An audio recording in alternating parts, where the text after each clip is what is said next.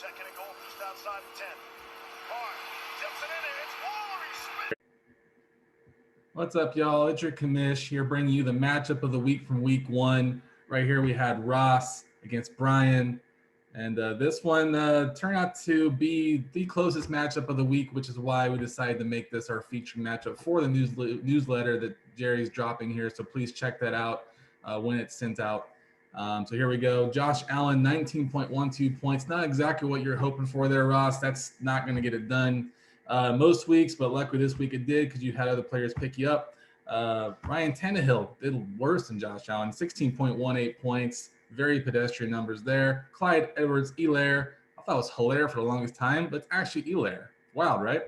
Clyde Edwards-Helaire, 8.170 points. Very pedestrian numbers there. Derrick Henry, only 9.2, only had like 10 yards in the first half. What the fuck, right? That's weird for a guy who's just used to bowling over people. So maybe it's just a slow start for him. Who knows? Antonio Gibson, 10.3 points. Very respectable numbers. It's like he lost a fumble, which really hurt his numbers there at the end. But hey, it's only 1 week. Let's see. Joe Mixon, 23.0 points. He went off, pretty much proving, Bryan, that, hey, maybe this is a year. This is a year for you to keep Mixon because he actually went off finally without, having any kind of disappointment, which is usually the case when you have Joe Mixon, just based on my past experience too. So good start for him. Cooper Kupp, 20.30 points, having a very early rapport with Matthew Stafford, off to a hot start for you there, Ross. Devontae Adams, slow start there with Rodgers. The Packers got blown out in Florida, only 8.1 points, and that's not going to get it done. That's very Devontae Adams-like.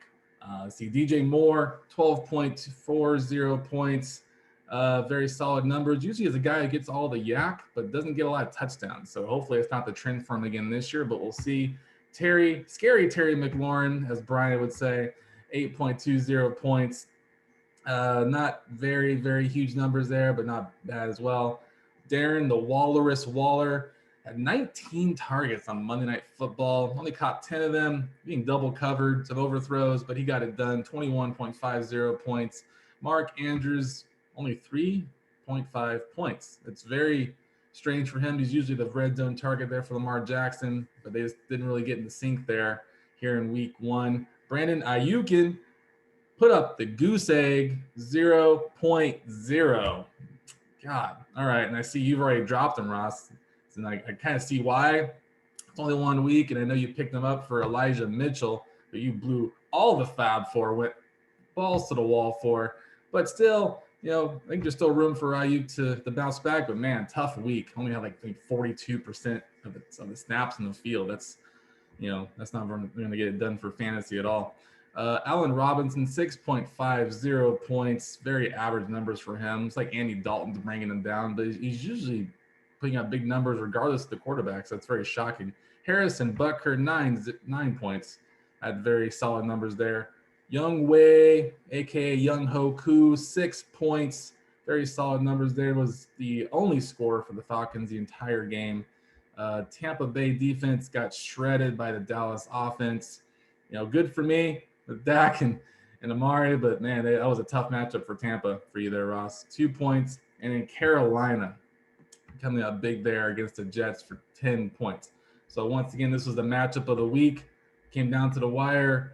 Ross pulled away late thanks to the Walrus going nuts on Monday Night Football. But Bryan bounced back. You have a pretty solid team, man.